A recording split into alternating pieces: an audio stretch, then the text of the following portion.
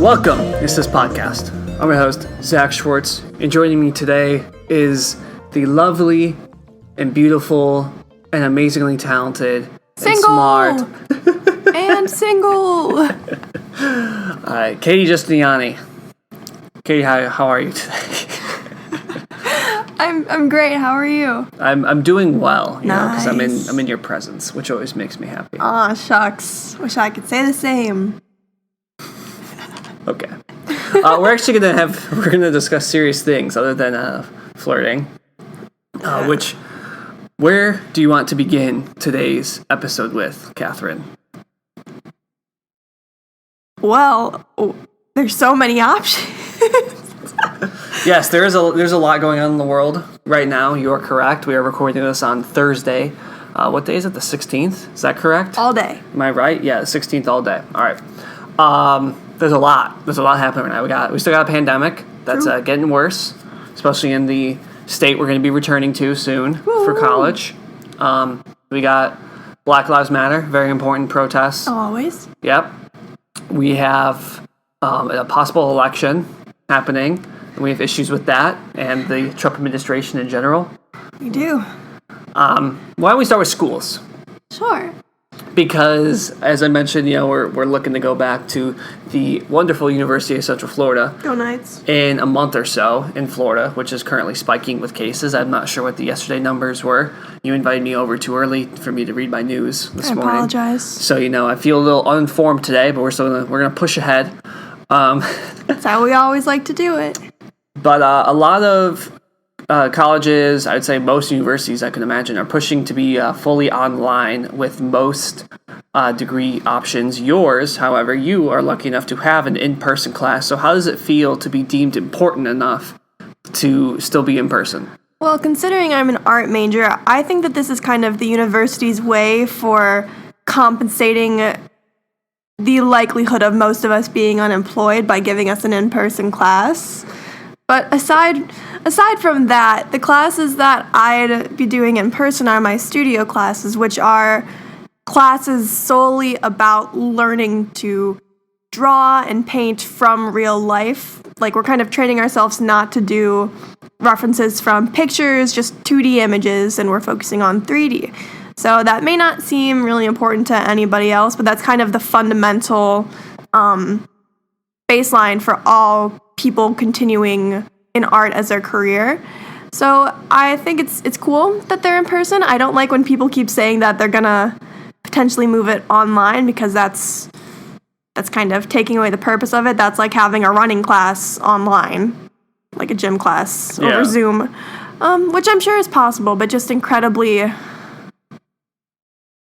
unenticing. Oh, I mean, Seth, one of our good friends down there, he was taking jiu-jitsu last year at UCF, and when the pandemic happened, the university said everything's online. We don't know what this is. So I wonder how he did jiu-jitsu online. But no, I mean, it's a good point, because I think a lot of times, you know, especially in our youth, you know, STEM was pushed on us, right? STEM. And the thing with STEM in regards to this is, for instance, you know, I'm a pre-med major, biomed major, whatever you want to say. Ooh. I have job security. Don't know about that. Have to keep working hard. But a lot of my classes are lecture based. They're giant lectures of hundreds of people, which obviously is not going to be happening in the fall, possibly the spring, just because, you know, there's just giant crowds and the Pandemic. rooms. Yeah, I mean, even you think about like a college classroom, right? Like when there's 300 people in the class, that room is packed. Yeah. I mean, you're next to people left, right, center, all this stuff. So, but the thing though about STEM is that it pretty easily translates to being online, you know, because it's just a lecture. Professor's just talking to you. You're taking notes. Maybe there's a video or two. But, you know, when everything went online to the spring, I didn't have any real issues in terms of... I mean, some of my professors couldn't figure out Zoom, which I'm not going to name their names, but a couple of people listening might know who I'm talking about, because she's infamous in the UCF. I gave away her gender. Da-da-da-da. Whoops. But anyway, but yeah, so like it's not to that, but what you're talking about with art, obviously, and stuff like that, those type of classes, it makes a lot of sense why you guys should be prioritized to be in person. I'm glad that UCF is putting you guys forward for once, because a lot of times you guys get on the chopping block in terms of funding and stuff, and I think it's pretty... It makes sense. It does not make sense.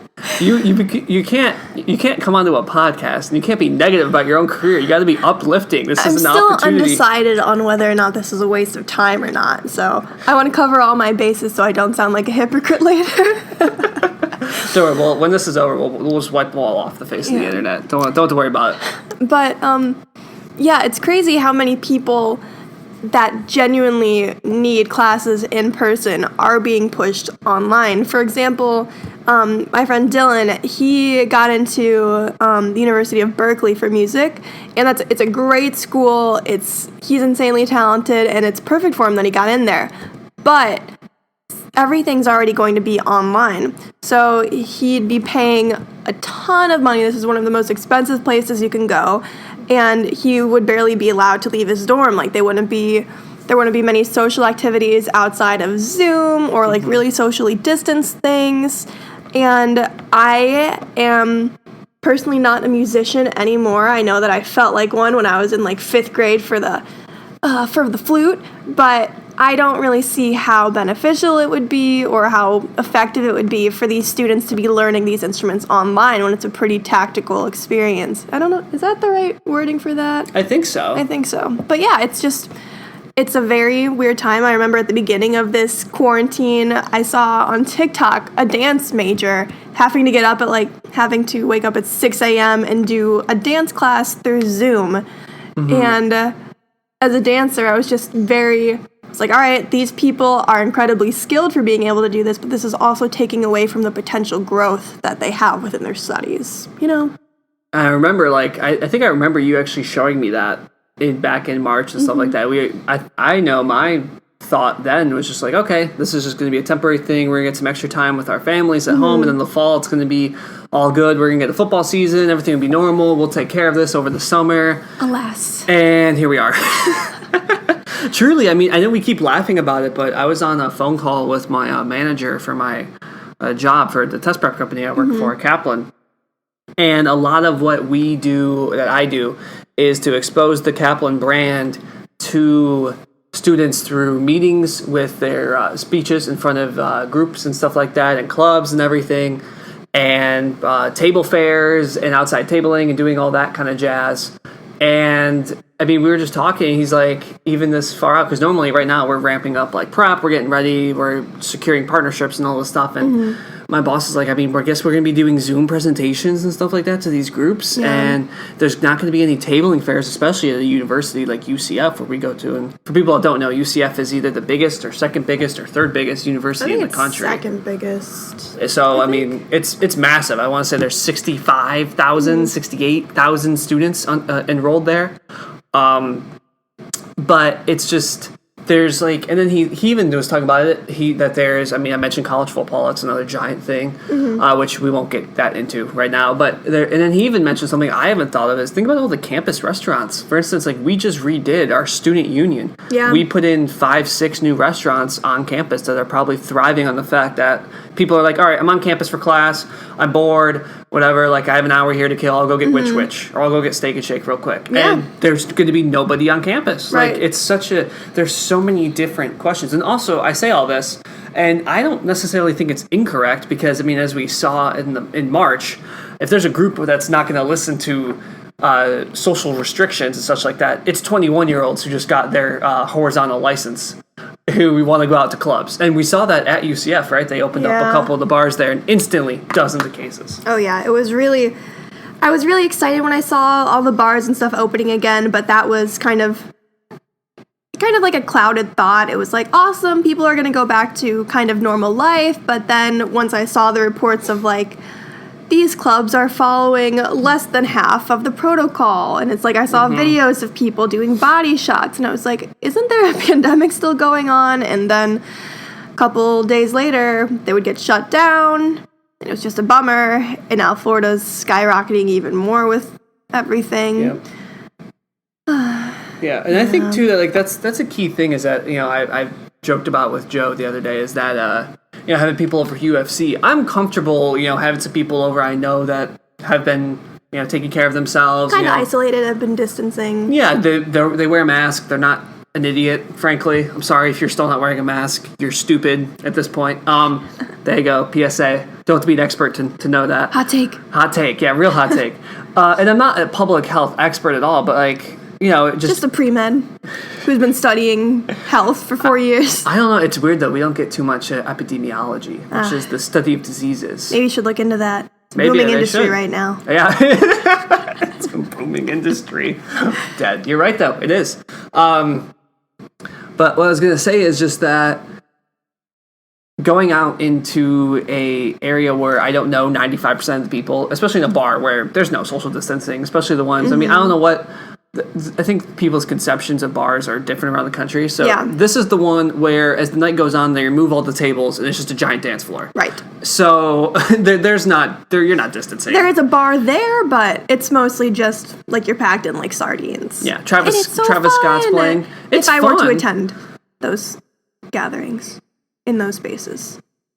Yeah, a couple times, maybe once or twice. But I think about other places like that Irish pub, right, that was about to open up in Oviedo, right near campus. And I believe the Florida law, when they shut down again, was if you sell more alcohol than food, you have to be closed. That's the regulation of what a bar, quote unquote, is. Yeah.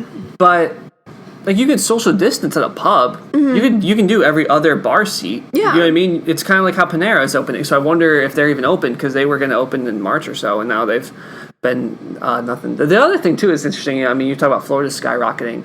Florida and Texas have taken a lot of heat because, I'll just say it frankly. They have Republican governors, so they were pretty slow on closing. And I remember DeSantis, the Florida governor, was talking about how all the sports teams can come to Florida and practice, and they'll be fine. And they can do that. And Texas obviously is Texas. Yes. But even California right now is spiking, and they were one of the most aggressive states in shutting down, I believe, to the ire of people like Joe Rogan who live there in Los Angeles and stuff. And of course, I reference Rogan a lot, but I do think he's kind of an interesting guy because he just brings on people that are smarter than him, and he talks to people. But so that's what I wonder. It's almost like I wonder if right now, in terms of shutting down, because I think Ohio is looking at shutting down again, possibly. DeWine had an emergency press conference yesterday and didn't shut us down. Thorne thought, my friend Thorne, we had lunch together. He thought they were going to. So did my mom. Yeah. And they didn't, and I honestly think that might be the right call because it seems like this is kind of a damned if you do, damned if you don't type of thing. Even like states like Washington and Oregon are getting slammed again, and they were the first states hit. What do you think about that? And once again, we're not public health experts, but just trying to take all the information that we see, Yeah, I am really interested, not interested. I'm really intrigued by the fact that this has become such a partisan issue. I can't tell you how many headlines I've seen about wearing a mask being a political statement. And I don't know. I don't really like it. I understand why it's happening. Not that I agree with it. I understand just because of the climate that politics have been in for the last couple years. Even just this year alone, it's been insane. Even before the pandemic with the threat of World War III that was happening with everything. I don't even remember all the details of that. It feels like it was years ago. I think Trump, he killed one of Iran's top people, and they're not him, obviously, but he had ordered a bombing, that ended up killing their number 2 to the president or something like that. I believe something like that. Somebody can write in. Nobody will, but somebody could write in and check us because I believe that's what happened. But sorry, continue. No, it's just I wonder if this were let's say 10 years ago, if when things weren't as I guess tense as they are right now, if this would be less of a political thing because so many people, the videos of people not wearing masks that everyone sees, them saying, this is my right, you can't control my body, when they're in businesses that are legally allowed to restrict what customers can come in, whether or not they abide by their, not their laws, their rules. Policies. Yeah. I don't know, I feel like it would be a lot less heated back then just because, I don't know, maybe it wasn't as radicalized as it is now. I don't know if that's a triggering word for some people, but it makes sense. I also think something that I think I've kind of been thinking about the past couple of weeks is that Fauci, right? Fauci was thrust into this role.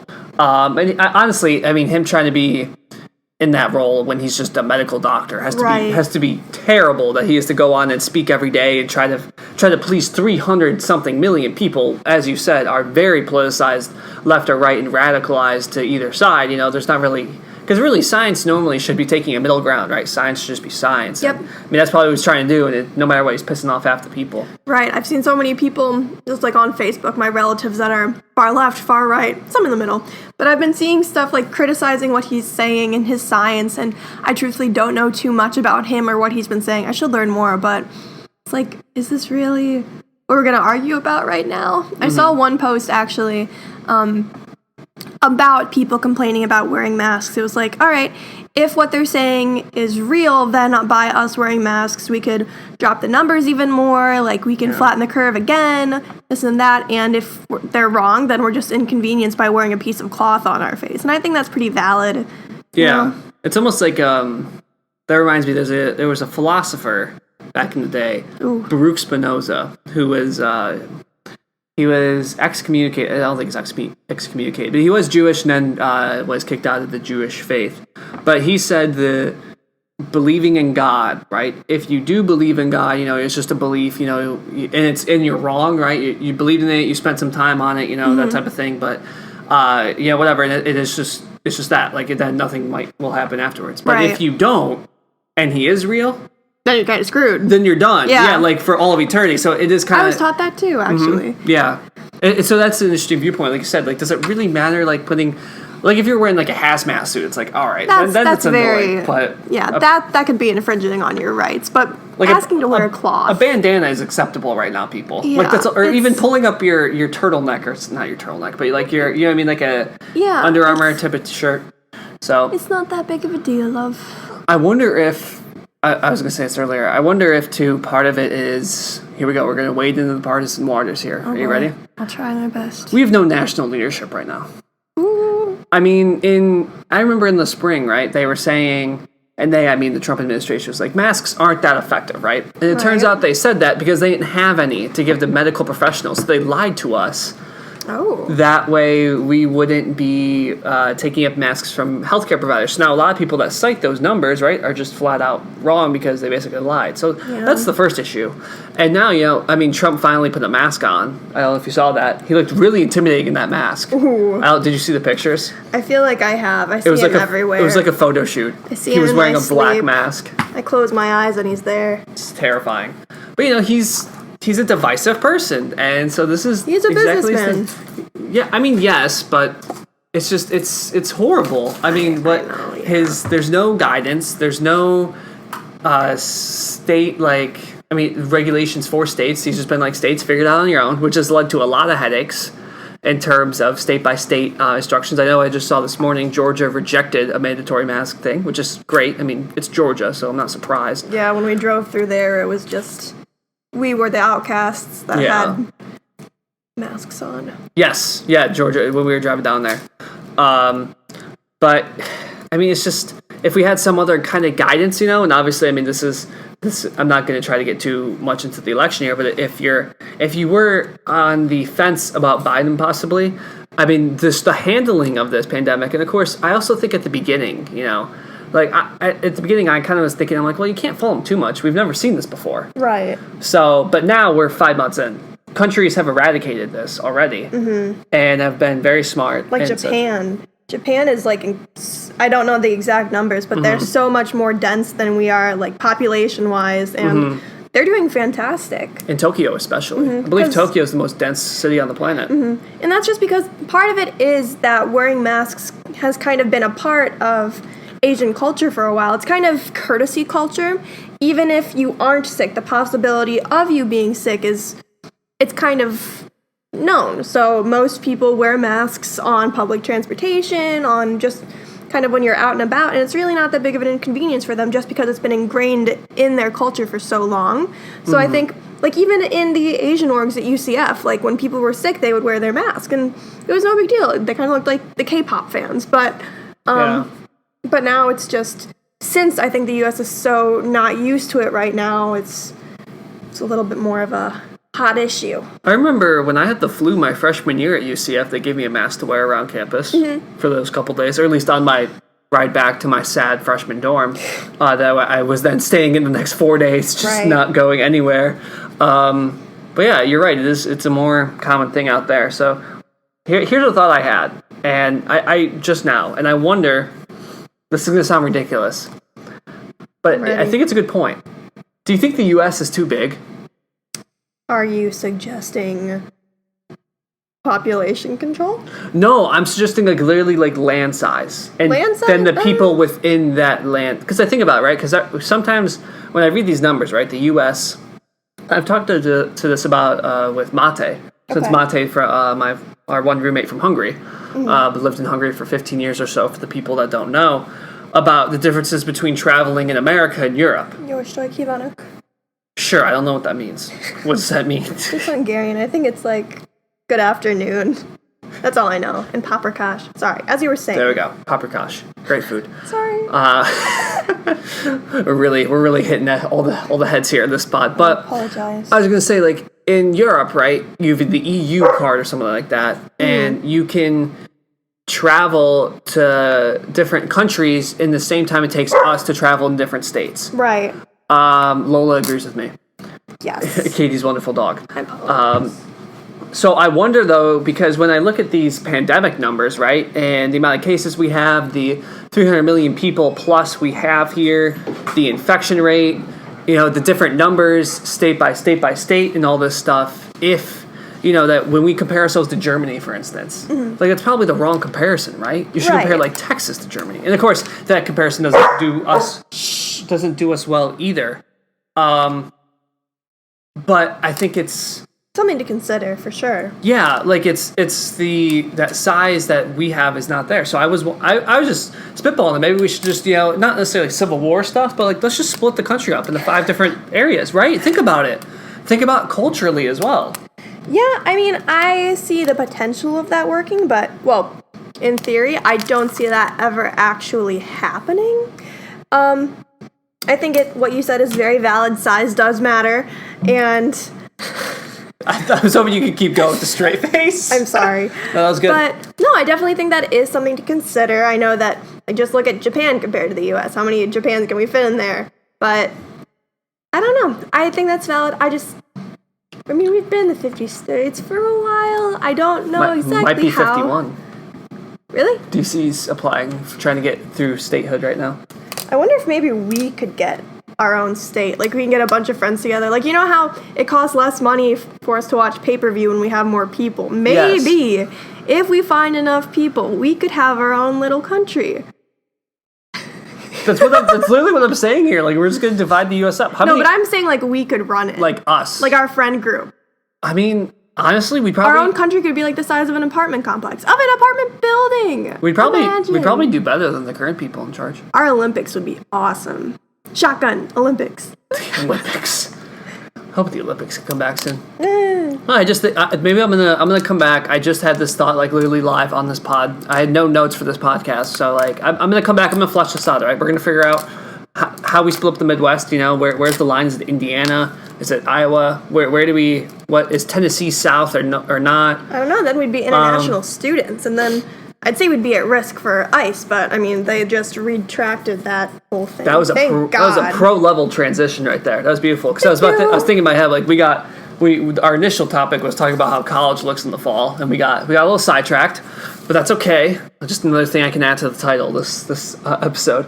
But yeah, so that is we're going to record this a couple days ago, and it was coming off the heels of ICE. Which did we determine what ICE stood for then? It's International Customs and Deportation. It's an E, not a D. Oh.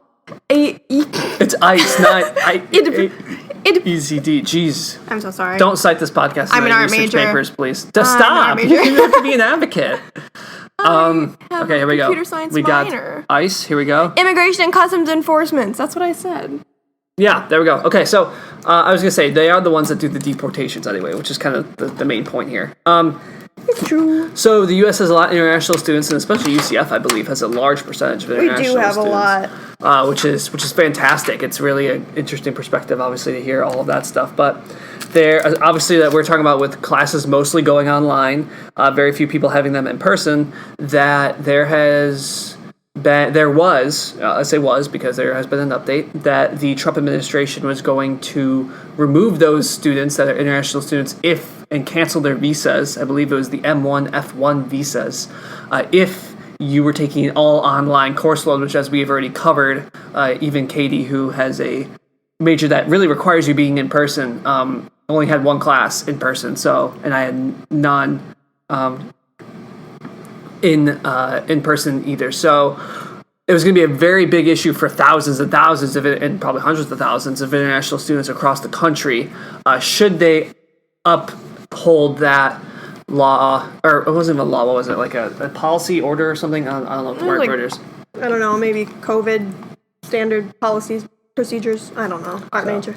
There's awesome stuff though by I'd say people our age, really, at a lot of campuses across the country. I saw that they then were making Google spreadsheets and such of classes that are in person, so that international students could switch up some of their classes. That way they could have at least one class in person. I know Harvard and MIT sued the Trump administration, actually, last week, to be able to say that you cannot enforce this in Boston court, and eventually they did retract the order this week, which is awesome. So really great job. I know it sounds like a little like pat on the back, but I didn't do much, but great job to everybody who really went out there and really advocated for this and pushed it and saw immediate change in less than a week, forced them to reverse course. I mean, aside from people just posting like the regular kind of infographics on Instagram, I remember seeing one of our old friends, Olivia Salter, and I think Ryan Parker did, I'm not sure. For Ohio State. For Ohio State and Kent and just a bunch of Ohio schools, they were like compiling a list and doing their own research, trying to find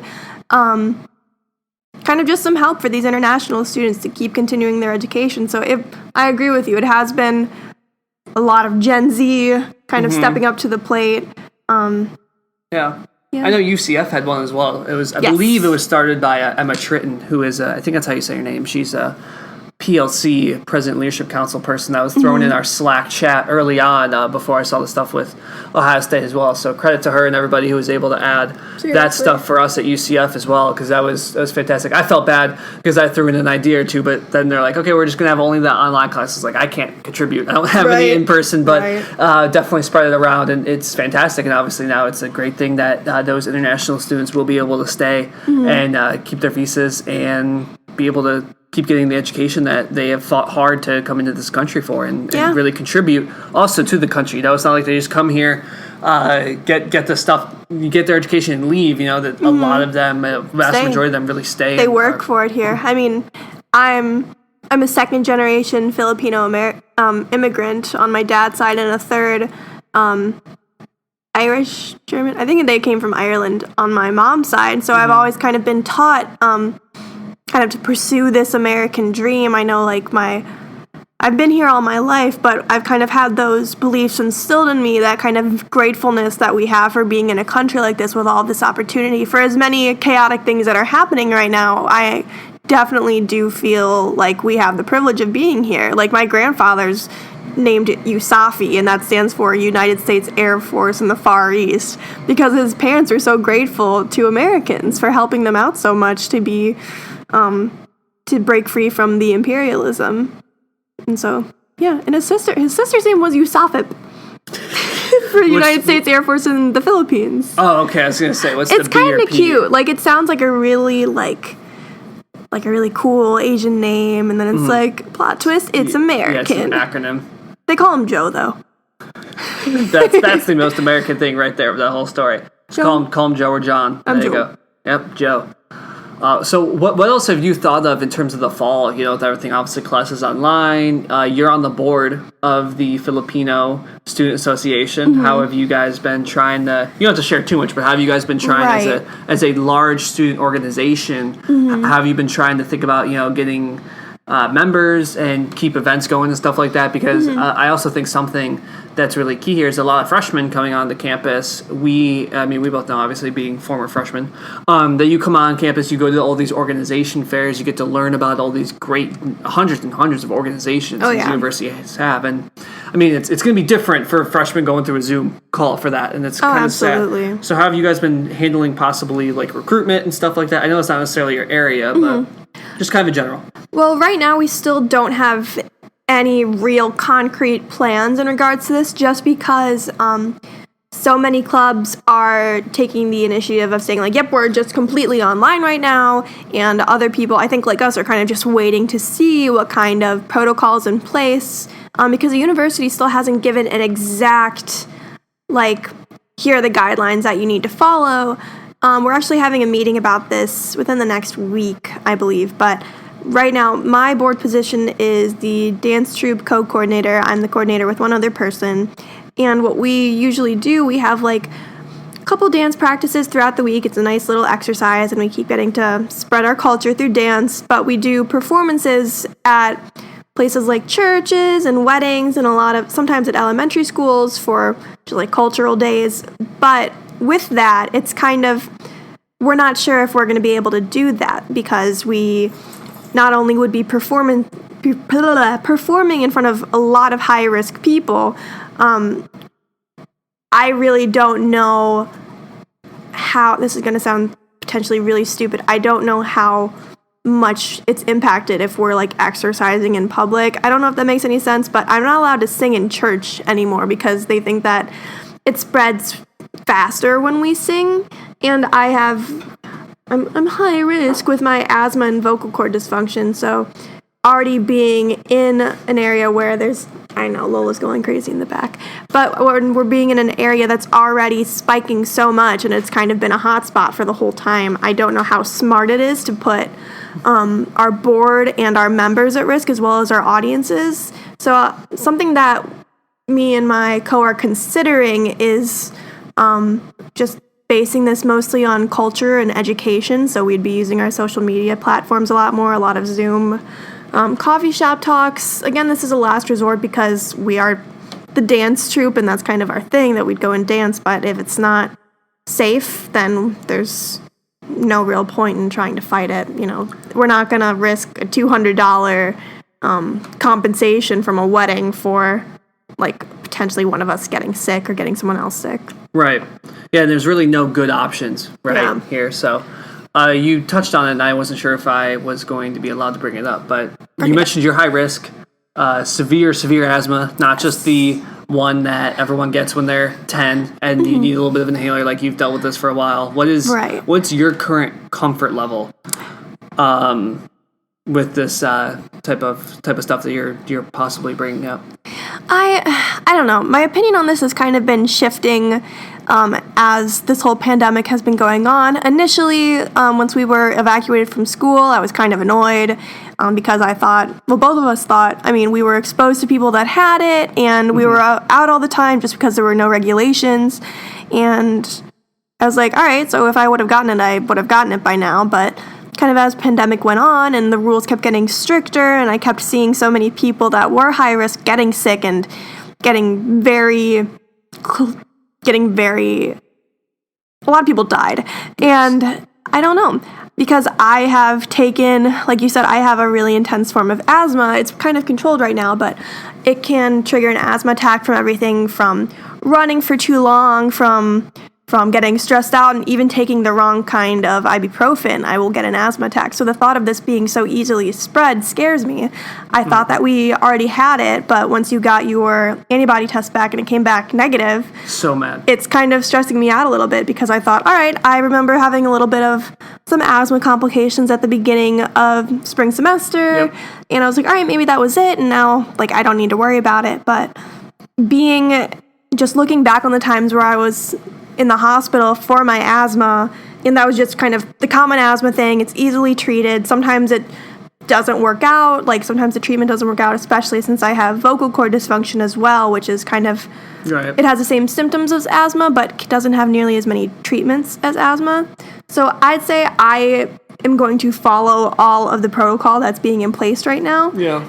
I'm not entirely comfortable with the idea of going out around strangers and performing and kind of exerting myself in conditions that are already seemed as unsafe. Right. That might make me seem like a snowflake, but I don't like the idea of not being able to breathe. It's not a fun experience. It doesn't sound like it. It's not a good time. As fun as some people may say it is, I don't like it. Right. So I'm going to be cautious, but I'm not going to let this kind of weigh over me and kind of impact how I'm living my life. Right. It is interesting, though, kind of like what you were touching on then in the fall, in the spring, excuse me, that everyone was so scared of how easily it spread. Yes. And now it doesn't, we know more about the illness, right, which has been a hot topic because the death rate right now is very low despite cases being at an all-time high. Right. Which I think you can look at it one in two ways. One is that it mutated, or we have a better understanding and we know how to treat it. Or the flip side, which I might be more inclined to believe, is that there's going to be a big spike coming up in terms of, you think about it, you get a case, you get it, 5 days later, you die. Right. You could, like there's a lag time there. So I'll be curious to see the rest of the week how the death cases look.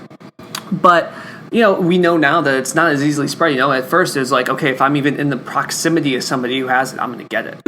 And now, like you mentioned, we know somebody, I will not say their name because of HIPAA. HIPAA rules there, not excuse. That's been a whole other issue, actually. With all these athletes testing positive and they get leaked and they're like, what the hell, man? Like, this was a secret. It is. It's a medical thing. Yeah, it is. But this said person, the time frame they said they had it and their antibody test came back negative. I know for a fact in that 2-week period, right? That's the incubation period. I would have been around them in close contact within 6 feet, no mask, whatever. Probably gave them a hug a couple times or so, at least 6 times, at least 6 different things. So that Lola agrees. She's the star of this podcast right now. She's been very vocal. This is great. It's good. If I had thousands of people listening, it would be rough. But we don't. But yeah, so we know it's not as easily spread now. I don't know if they can hear it in the background. They might be able to. I hope. But yeah. So it's not as easily spread as we thought. It's not as dangerous, deadly as we thought it was. The death rate isn't as high as it possibly could have been, like the Spanish flu. But it's still right. It's still causing a lot of damage. Is it something that I think we should shut down our economy for? I don't know. It's already impacted a ton of family businesses, which really hurts. Stop it!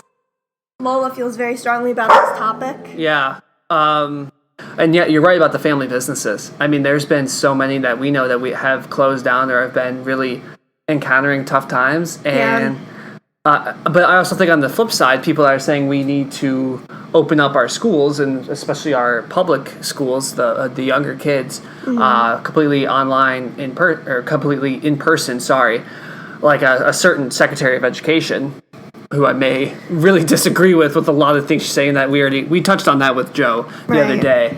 I know you didn't listen to that podcast, but it's okay. But if you want to, we ripped into her pretty hard because it makes no sense what her thoughts are about pulling funding from public schools that may not open. Yeah. And I know our local high school here has initiated a plan. Oh my gosh, it's absurd. My mom was trying to explain to me yesterday. I truthfully forgot half of it because it just sounded so bizarre. They come in on Wednesdays, right? I guess I may be butchering this. I probably am.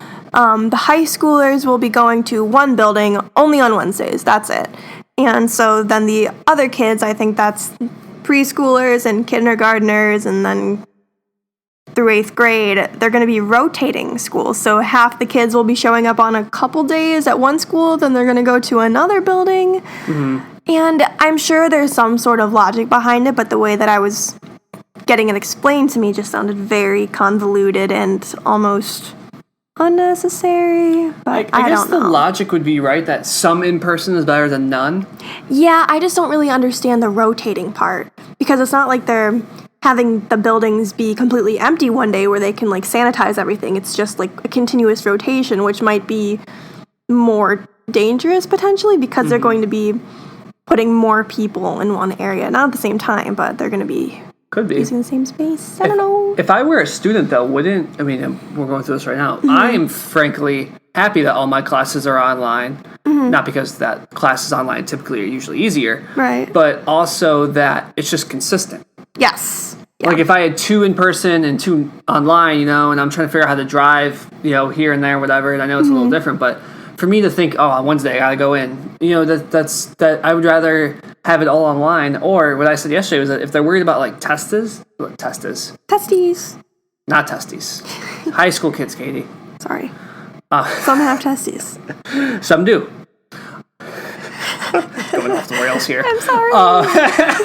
But the truth. If you have tests in person, right? If you're worried about that makes sense to me, and that you come in for your test, whatever, because high school kids do cheat. College kids cheat. Everybody cheats. True. That makes sense to me. But just having we're just gonna have a lecture in person today, just because that's what we got to do. Maybe it is something with state funding. I don't know. I know Joe explained a lot of that to me this week, which that was a really great podcast if you want to listen to stuff about education system. But, I mean, it's... Self-promo within the promo. Don't have to pay for it. Nice. Free real estate. I'm sorry. No, you're good. So, here we go. We're wrapping up here. Okay. Last thing I'm going to ask you is something that you have no expertise on, and this is why I'm asking you it. No different from the rest of this podcast. I'm glad we're able to laugh in between all this. Do you think we should play football in the fall? I really want them to. I really, really want them to. I think it's a stupid idea because let's say they stay in these bubbles right now. Okay, the bubble's there, and then they go into this arena where they're with a new bubble, and I don't know. And I don't see the universities not letting football happen, considering that's one of the biggest revenues of money. Right. And I love the bounce house. The bounce house is so fun. Just if anyone has ever been to a college football game, like a decent one, you are smelling all sorts of people. You are touching so many strangers. Just going to the bathroom. How many people do you say, "Oop, pardon me, sorry, excuse me"? Yeah. How many times are we in the student section and UCF scores, which is score a lot. So that's how we are. And then we're all high-fiving everyone. Scream. We're hugging with random people. We scream. And having us all in masks, like I see so many people being unruly and being the whole, this is my right, you can't do this. And I don't know. Especially in Florida. One thing that I think is kind of stupid, but is a valid point, there are so many people that go to schools based on how cool they are and the kind of fun activities they can do there aside from the education. Sure. Like I've met people that were saying that they love football. They're not football players, but they love football, and that's one of the big reasons why they came to UCF. So I think that's going to play a role in... not necessarily a ton, but some kids are going to look at other schools where they will have more opportunities to go outside of COVID barriers and kind of be active in college more socially than academically. Right. That was a thought for me. Yeah. I was such a big college football fan. I was thinking about okay, I go to Michigan where they're guaranteed to have college game day and stuff once a year and everything. Right. Rather than UCF, who at the time was coming off a 6-6 season, wasn't going well. And it ended up all working out to where UCF has had 4 losses during my 3-year career, I think, if that's right, and then actually hosted college game day when I was there. So that's what I was thinking going into college. I needed college football. That was my main thing. Now we're screwed. Now you're showing me as a psychopath here. You're exposing me that I think about college football before I go to my school. But no, I think it's tough because a bubble concept can't work with football. You have too many people. Yeah. Too many and stuff like that. You see, and I mean, in terms of fans, college football is the one sport where it really thrives on the fans, and I don't think we'll be having fans. Although Kyle Milner, during our excellent dinner, love that guy. Love the man. He brought up that some of the, I think the second tier, not the MLS, but the second tier soccer league in America had fans. Wow. The other day, literally last week in Louisville. They had 20-something thousand people, I want to say. Here, I'll look. That's pretty impressive. Yeah. So, maybe it's possible. It's just, that's once again, I'm saying every region's going to be different. So we need 5 different countries in the U.S. Let's work on it. I think after this podcast, we start right now. Do you think the one with Georgia and Alabama would just be named the South, or do you think they'd go straight back to the Confederate States of America? Oh, don't say that. Sorry, might have to cut that out. I don't like the Confederacy. I don't either. I wouldn't be allowed there. Did Mississippi change its state flag yet? I don't know. They voted to, finally. A lot of things are being voted on. What's actually happening? It's a great question. Just complete and utter chaos. We probably should just hit the We stop probably should have recording hit button stop. a minute or two ago. I'm running out of my little bit of intellect that I arguably did not have at the beginning of this. This is a lot of fun, Katie. Thank you for coming on. We Thank you, got sir. some serious talk. Here we go. Nice handshake. Yes, sir. No hugs today. This is all business. That's gross. We're just friends. That's right.